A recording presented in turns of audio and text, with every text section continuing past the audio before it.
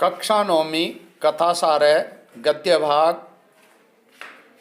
5 राजस्थान संस्कृत शिक्षा विभाग द्वारा प्रायोजित देववाणी एपी भवताम हार्दम स्वागतम विहाराम। प्रियांश छात्र छात्राः, अहम महावीर प्रसाद सेन, राजकीय वरिष्ठ उपाध्याय संस्कृत विद्यालय खोरी। अद्य वयं काव्यकौमुद्यात् निर्गत पाठ कथासारस्य अग्रिम कथा पठिष्यामः। मृग मृगालयोर्मैत्रिः इत्यस्य अध्ययनं करिष्यामः। काकः तस्य नाम लघुपतनक आसीत्। स हिरण्यकेन वीतोपकारं दृष्ट्वा लघुपतनक नामा वायसोऽपि मूषकराजेन सह मैत्रीम् अभिलषति। यदा हिरण्यकः परिचयं कर्तुम् इच्छति तदा लघुपतनक नामः वायसो अस्मीति काको वदति। तदा कर्ण्य हिरण्यको ब्रूते यत् त्वया सह मम मैत्री भवितुं न शक्नोति, यतो हि मूषकः तव खाद्यो भवति, भवान् च तत्खादकः। एतदर्थं भक्षकयोर्मैत्री विपत्ते कारणं भवति। हिरण्यक के द्वारा किए हुए उपकार को देख करके लघुपतनक नामक कौवा भी मूषक राज के साथ मित्रता करना चाहता है। जब हिरण्यक परिचय करना चाहता है तब लघुपतनक नामक कौवा हूँ, ऐसा उस कौवे ने कहा, अर्थात ऐसा कौवा कहता है। उसको सुन करके हिरण्यक बोला कि तुम्हारे साथ मेरी मित्रता नहीं हो सकती। क्यों नहीं हो सकती? क्योंकि मूषक तुम्हारा खाद्य होता है और आप उस खाद्य को खाने वाले होते हो, अर्थात चूहों को आप खाते हो। इसलिए भक्ष्य और भक्षक के बीच मित्रता विपत्ति का कारण बन सकता है।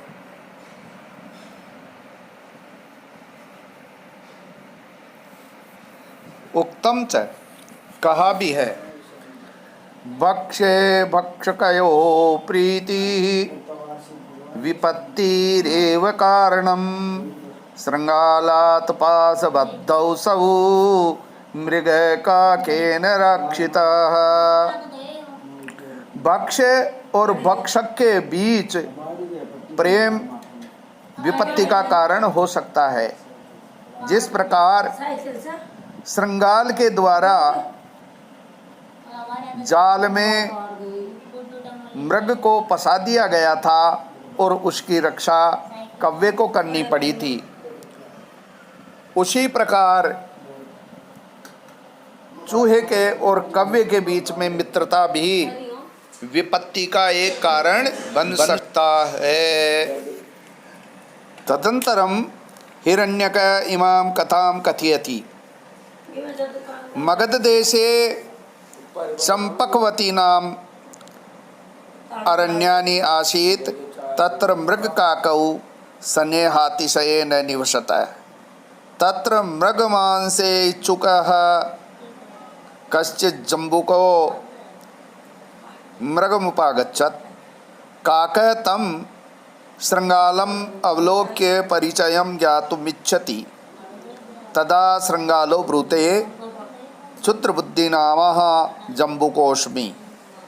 अस्मिन् अरण्ये बन्धुहीनो अहं मृतवद एकाकी निवसन् मैत्रीकामयाः कामनयाः समागतोऽस्मि।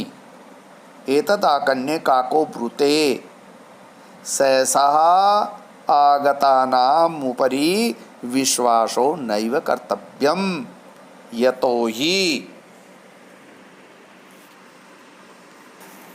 इसके बाद हिरण्यक ने ये कथा कही। मगध देश में चंपकवती नाम का एक जंगल था। वहाँ एक मृग और एक कौवा बड़े ही प्रेम से रहते थे। हिरण के मांस का इच्छुक कोई गीदड़ वहाँ आया।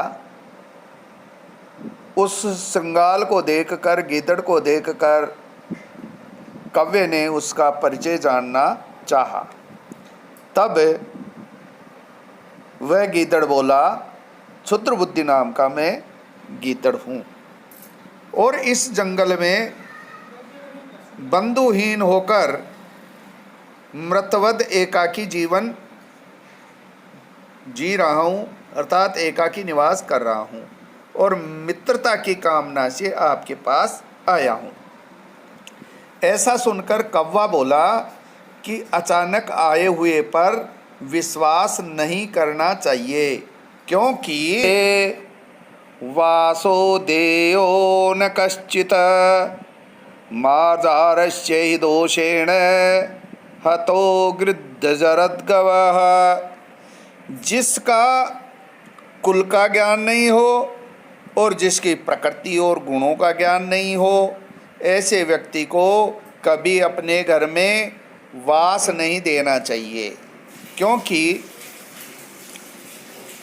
जरदगव जटायु गिद्ध बहुत अच्छा और ज्ञानी गिद्ध था, लेकिन चालाक पक्षी भक्षक बिड़ाल के चक्कर में आकर के और वो बेचारा मारा गया। इसलिए यहाँ कहा गया है कि अज्ञात कुल वाले व्यक्ति को और सहसा आए हुए व्यक्ति को, जिसके गुणों का ज्ञान नहीं हो, उसको अपने घर में कभी निवास नहीं देना चाहिए। धन्यवादः। पुनः मिलामः। जयतु संस्कृतम, जयतु भारतम।